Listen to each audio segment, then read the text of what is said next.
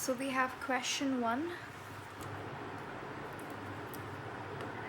Which of the following is true regarding autosomal recessive inheritance?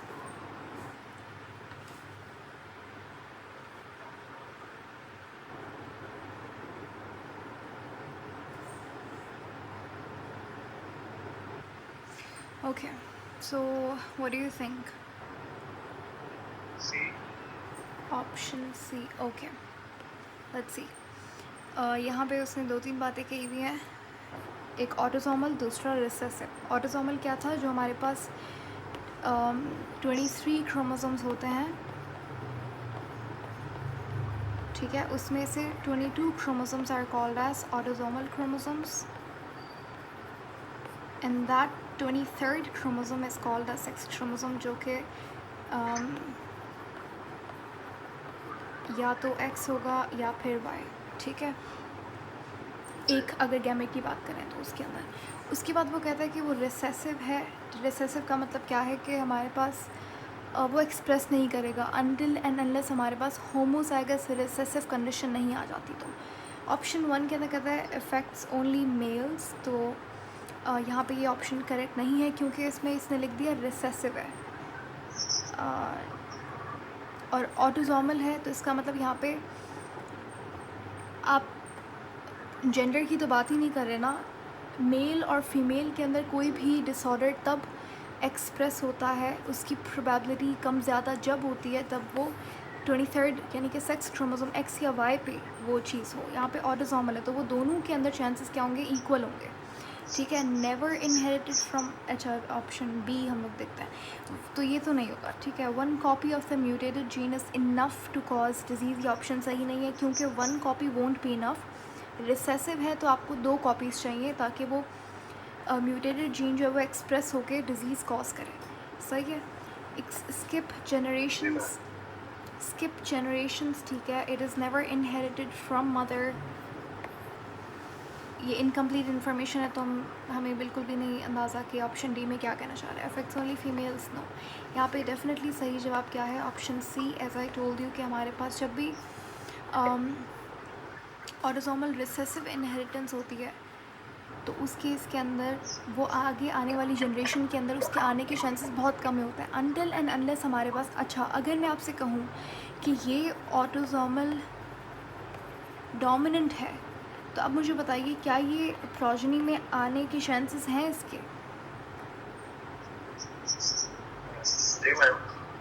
Exactly, अब है, ठीक है. अगर तो अच्छा, अगर मैं आपसे पूछूं, क्योंकि डोमिनेंट कंडीशन है तो वो एक्सप्रेस होगी. और अगर आपसे पूछा जाए सोमैटिक के अंदर रिसेसिव कंडीशन है, ठीक है. एक सोमैटिक सेल के अंदर म्यूटेटेड जीन है जो कि रिसेसिव कंडीशन के अंदर है, तो क्या ये जनरेशन में पास ऑन होगा? नहीं होगा, ठीक है. हमेशा जो भी हमारे पास म्यूटेशन होनी चाहिए या फिर जो भी एलील्स हैं वो गैमेट्स के ऊपर होने चाहिए, तभी वो आगे आने वाली जनरेशन में पास ऑन होंगे. क्वेश्चन 2 है आपके पास. In humans the sex of a child is determined by. आसान सा सवाल है, जेंडर कैसे पता लगता है? एग्जैक्टली. तो डेफिनेटली आपके पास जो ये 23rd पेयर है क्रोमोसोम्स का, ये डिसाइड करता है कि हमारे पास चाइल्ड का जेंडर क्या है, सेक्स क्या है, ठीक है. अगर XX कंडीशन है इट्स अ फीमेल, XY है तो इट्स अ मेल. और हमेशा हमें पता है कि फ़ीमेल से ओवम के अंदर X ही होगा, कोई वैरायटी नहीं है यहाँ पे. और स्पर्म X भी हो सकता है, Y भी हो सकता है. तो ये डिसाइड कौन कर रहा है? फादर का X और Y chromosome.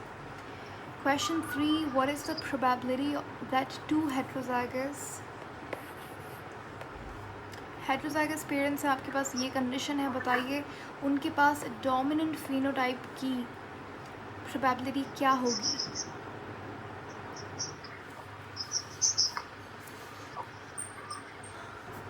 dominant phenotype, I think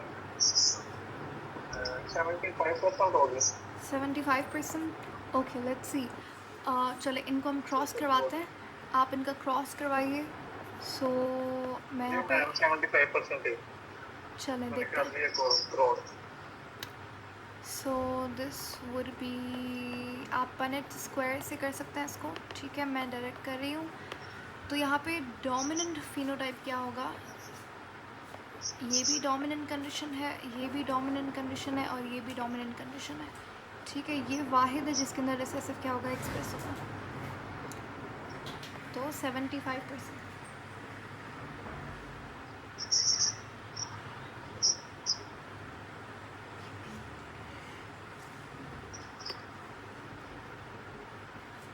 clear हो गया ये? जी मैम। Okay perfect. क्वेश्चन 4 है हमारे पास है ना, dihybrid cross. Okay that's interesting question, क्योंकि इससे पहले हमने सिर्फ मोनो हाइब्रिड क्रॉस देखे थे। इसको एक्सप्लेन करने से पहले मैं थोड़ा सा समझा दूं कि डाई हाइब्रिड और मोनो हाइब्रिड के दरमियान में डिफरेंस क्या होता है। देखो, जब भी आप वर्ड यूज़ करते हैं ना हाइब्रिड, इसका मतलब क्या होता है? हाइब्रिड का मतलब होता है कि आपके पास दो कंडीशंस, दो एलील्स हैं और वो मुख्तलिफ हैं एक दूसरे से, यानी कि एक डोमिनेंट है और एक रिसेसिव। यानी कि आपके पास एक डोमिनेंट है, एक रिसेसिव, तो ये हाइब्रिड कंडीशन है। समझ आ गई? ये हाइब्रिड है, ये यानी कि समझ लीजिए हेट्रोजाइगस का दूसरा नाम क्या है, हाइब्रिड, ठीक है। अब अगर आप एक कैरेक्टर के लिए, ध्यान से सुनिएगा, एक कैरेक्टर के लिए अगर आप हाइब्रिड ले रहे हैं तो वो मोनो हाइब्रिड होगा। मोनो का मतलब है वन, ठीक है। अगर आप दो कैरेक्टर के लिए हाइब्रिड ले रहे हैं तो वो डाई हाइब्रिड होगा। फॉर एग्जांपल आप यहाँ पे हाइट ले रहे हैं, कैपिटल डी स्मॉल डी, मैंने एक ही कैरेक्टर लिया हाइट और उसका मैंने यहाँ पे हेट्रोजाइगस कंडीशन लिख दिया, हाइब्रिड। ये है मोनो हाइब्रिड, क्योंकि आपने एक कैरेक्टर को कंसिडर किया, ठीक है। अब जाहिर है ह्यूमन बीइंग के तो बहुत सारे कैरेक्टर्स होंगे, लेकिन हमने एक नहीं, हमने ज़्यादा नहीं ले रहे, दो ले लिया हमने। चलो मैंने हाइट ले लिया यहाँ पे, और मैंने यहाँ पे आई कलर ले लिया। आई कलर में एक ब्लैक क्या नाम है, कैपिटल बी, और एक ब्राउन को मैंने स्मॉल बी से दिखाया। अगर मैं इन दोनों को यहाँ पे इस तरीके से साथ में लिख रही हूँ तो ये मेरे पास क्या है, दो कैरेक्टर के लिए हमने हाइब्रिड साथ में लिखा, ये डाई हाइब्रिड कंडीशन हो गई। जैसे कि इन्होंने यहाँ पे किया, ये ए है और ये बी है। आप देख रहे हैं दोनों हेट्रोजाइगस कंडीशन है, capital A small A, capital B small B. तो हाइब्रिड है लेकिन दो कैरेक्टर का, इसीलिए ये डाई हाइब्रिड कहलाएगा। ठीक हो गया? अब इसको सॉल्व आप बिल्कुल वैसे ही करेंगे जैसे हमने पनेट स्क्वायर बनाया था मोनो हाइब्रिड का। यहाँ पे भी आप पनेट स्क्वायर ही बनाएंगे, उसी तरीके से आप इसे सॉल्व करेंगे। इसमें क्या बोल रही है, जस्ट ट्राई दिस वंस, ठीक है। क्वेश्चन है आपके पास, डाई हाइब्रिड क्रॉस है, दो हेट्रोजाइगस इंडिविजुअल्स हैं, बिल्कुल आपको दिख रहे हैं यहाँ पे। आपको बताना है what is the proportion of the offspring is expected to be homozygous for both genes. आप क्या करोगे, सिंपल इनका आप पनेट स्क्वायर बनाएंगे, इनका क्रॉस करेंगे। जो भी F1 जनरेशन होगी उसके अंदर आप जज करेंगे कि आपके पास होमोजाइगस कंडीशन कितनी आ रही है, ठीक है। कितने जीन्स होमोजाइगस आ रहा है। होमोजाइगस का मतलब आपको पता है कि दोनों एलील्स क्या होंगे, सेम होंगे। जैसे ये होमोजाइगस है, ये होमोजाइगस है, ये होमोजाइगस, ये होमोजाइगस, ठीक है। यहाँ पे यही चार पॉसिबिलिटीज़ हो सकती हैं, तो आपको देखना है कितना यहाँ पे मिलेगा।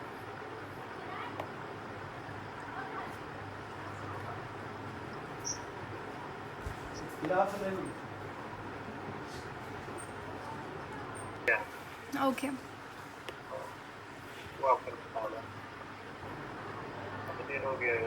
ये देखें कि आपके पास, आपने इस तरीके से लिख लिया इसे, और यहाँ पे कैपिटल बी स्मॉल बी, यानी कि इन दोनों, ये कंडीशन आपने यहाँ पे लिख ली और ये वाला आपके पास यहाँ पे आ गया, ठीक है। अब आप ये वाला जो सेकंड वाला है, इसको आप ऊपर नीचे भी कर सकते हैं, कोई मसला नहीं है। इस वाली कंडीशन को आप यहाँ पे लिख सकते हो, इसको यहाँ पे लिख सकते हो। वैसे ये दोनों सेम ही है तो डज़न्ट मैटर। इसे आप यहाँ पे लिख लेंगे।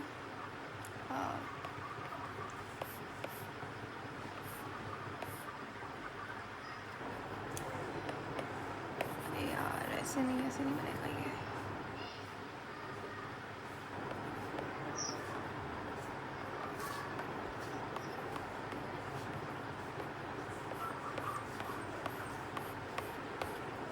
चलें आप इसे कर सकते हैं, ठीक है। जी मैम, ओके आ गए आप।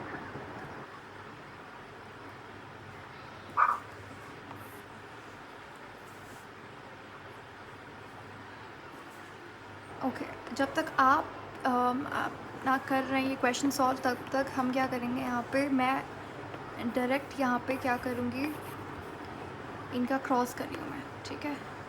आप पनेट स्क्वायर का इस्तेमाल करेंगे अभी। जी मैम।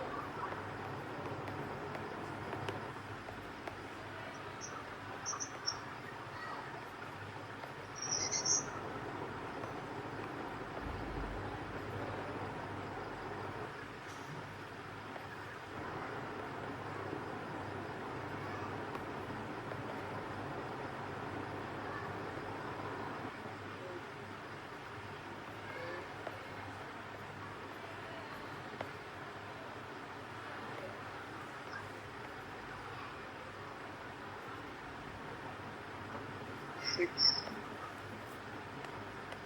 चलें डन। जी मैम। टोटल आपके पास कितना यहाँ पे पॉसिबिलिटीज़ बन रही हैं, 16 मैम। 16 बनेगी, ठीक है। अब आप यहाँ पे देखो, ये सेम ही रिज़ल्ट आ रहा है आपका। जी मैम। अब यहाँ पे देखेंगे, यहाँ पे होमोजाइगस कंडीशन कहाँ पे, एक ये रहा यहाँ पे, ये आ गया होमोजाइगस रिसेसिव, ये आ गया होमोजाइगस डोमिनेंट, ये आ गया होमोजाइगस रिसेसिव, यानी कि 4 आ गई यहाँ पे कंडीशन आपके पास।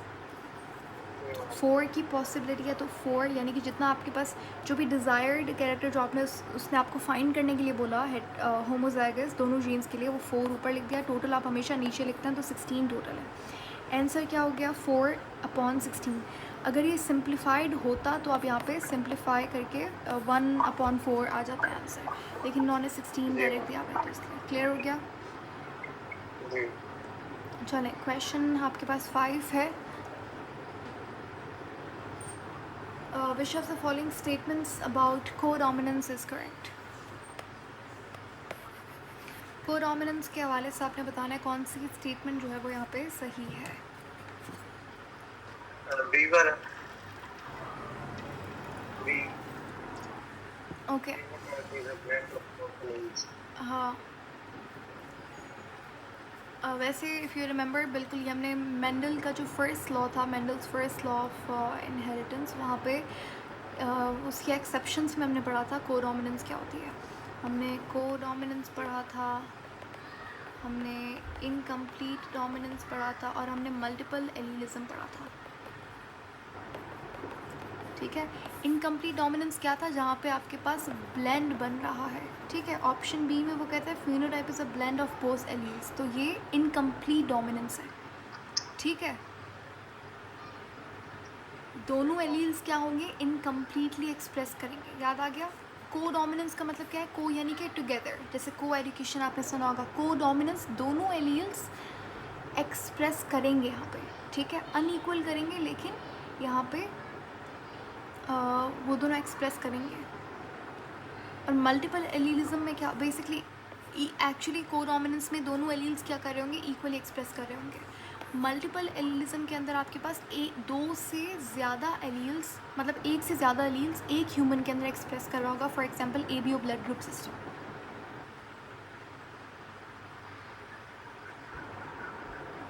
समझ आ गया। अब ऑप्शन ए देखें, ओनली 1 एलील, तो ये कौन सा मेंडल का फर्स्ट लॉ हो गया, तो ये तो ऑप्शन सही नहीं है। फिनोटाइप ब्लेंड है, तो ब्लेंड या फिर मिक्स ये आता है इनकम्प्लीट डोमिनेंस में। जैसे हमने पढ़ा था कि जब वाइट और रेड मिक्स होगा तो वो पिंक बना लेगा, तो वो इनकम्प्लीट डोमिनेंस है, ठीक है।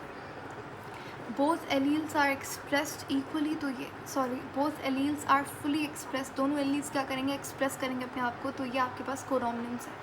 ऑप्शन सी यहाँ पर सही है। Only recessive traits are visible, नहीं। अकर्स इन प्लांट्स, नहीं। क्लियर। क्वेश्चन 6 आपके पास, a man with blood type A B marries a woman with blood type O, what are possible blood types for their children of their children.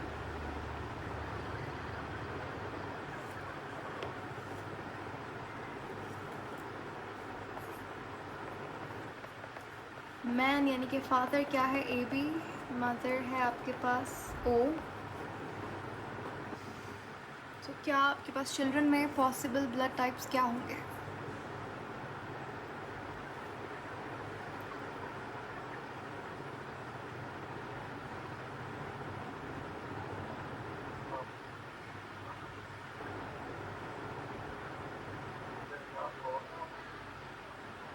Sorry, ma'am एक minute, A और B होगा। A B, okay, let's check it out. Father is A B, mother हमारे पास है blood ओ। ओ को आप इस तरीके से रिसेसिव लिख सकते हैं क्योंकि इसके ऊपर कोई भी आपके पास एंडिशन नहीं होता ओ में, ना ए होता है ना बी होता है, आप इसे इस तरीके से लिखते हैं। ठीक हो गया। अब आप इसको क्रॉस करवा देंगे। तो ये कंडीशन क्या है, इसमें ब्लड ग्रुप क्या होगा, ए होगा, इसमें ए होगा, इसमें ब्लड ग्रुप बी होगा, इसमें बी होगा। तो आंसर क्या है, आपने क्या कहा था, A and B. A and B, exactly. तो option D is the right option. ठीक है। क्वेश्चन 7 है आपके पास, the function of DNA polymerase during replication is to. During replication किसकी बात हो रही है, ये डीएनए पॉलीमराइजेशन की बात कर रहे हैं। उसके दौरान डीएनए पॉलीमरेज नाम का एंजाइम का काम क्या होता है।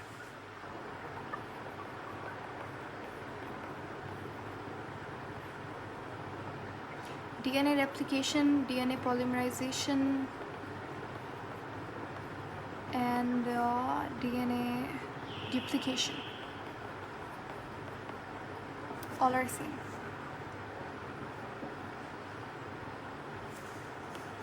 हाँ, डी वाला option, B, D. D, okay. So option A अगर आपको याद हो, मैंने आपको ये, हमने पास्ट पेपर असाइनमेंट में आया हुआ क्वेश्चन है कि अनवाइंड कौन करता है डीएनए स्ट्रैंड्स को, ये हमने किया था पास्ट पेपर्स असाइनमेंट में, जेनेटिक्स के जितने भी क्वेश्चन। हाँ, उसमें वो ओपन करता है, कौन सा एंजाइम था, वो वाला सब था। हेलिकेज। ठीक है। Synthesize RNA primer, RNA primer का यहाँ पे कोई काम नहीं है क्योंकि ये आपका ट्रांसक्रिप्शन में काम आता है। ठीक है, ट्रांसक्रिप्शन में आरएनए प्राइमर जो है वो ट्रांसक्रिप्शन करवा रहा होता है, मेन एंजाइम होता है वहाँ पे। Proof read and add nucleotides, ये आपके पास सही जवाब है। जो डीएनए पॉलीमरेज है वो डीएनए की पॉलीमराइजेशन करवाता है। तो जैसे जैसे ये डीएनए का स्ट्रैंड बनता है यहाँ पे, तो ये नए नए न्यूक्लियोटाइड्स ऐड करता जाता है और वो डीएनए की चेन जो है वो लेंथन होती जाती है और ये प्रूफ रीडिंग का भी काम करता है। ठीक है, तो ये डीएनए पॉलीमरेज का काम होता है। Seal DNA fragments, no break down DNA, ये भी नहीं होगा यहाँ पे। क्लियर। जी मैम। क्वेश्चन 8 है हमारे पास, which process increases genetic variation during meiosis. Meiosis में जेनेटिक वेरिएशन कौन सा प्रोसेस लाता है। Crossing over. Crossing over, yes exactly, good. ठीक है, डीएनए रेप्लिकेशन नहीं, कोई काम नहीं है यहाँ पे मेयोसिस में उसका, मतलब वेरिएशन का और उसका। Mitosis no. साइटोकाइनेसिस का मतलब क्या होता है, साइटोकाइनेसिस के डिवीजन, तो यहाँ पे उसका काम नहीं है। डीएनए एलोंगेशन नहीं। ठीक है, तो बिल्कुल क्रॉसिंग ओवर जो कि कहाँ होती है, मेयोसिस के प्रोफेस 1 में, that is responsible for variation. Crossing over कौन से दो होमोलोगस क्रोमोसोम्स के दरम्यान में होती है। नॉन सिस्टर जो होता है, होमोलोगस क्रोमोसोम्स, होमोलोगस क्रोमोसोम्स का आपके पास यहाँ पे जो नॉन सिस्टर क्रोमेटिन्स हैं उनके दरम्यान होती है। ठीक है। जी मैम। क्वेश्चन 9 हमारे पास, which of the following is not a component of nucleotide. Okay, it's very easy question. Amino acid. Great, amino acid, phosphate होता है, शुगर भी पार्ट है न्यूक्लियोटाइड का, हमने पढ़ा है यहाँ पे बीच में शुगर होती है, राइबोस शुगर। ये फर्स्ट कार्बन पे आपका अटैच्ड होता है बेस और फिफ्थ कार्बन पे अटैच होता है फॉस्फेट। अमाइनो एसिड इसका पार्ट नहीं है। क्वेश्चन 10 है आपके पास, if a gene is X linked recessive which is more likely to express the condition.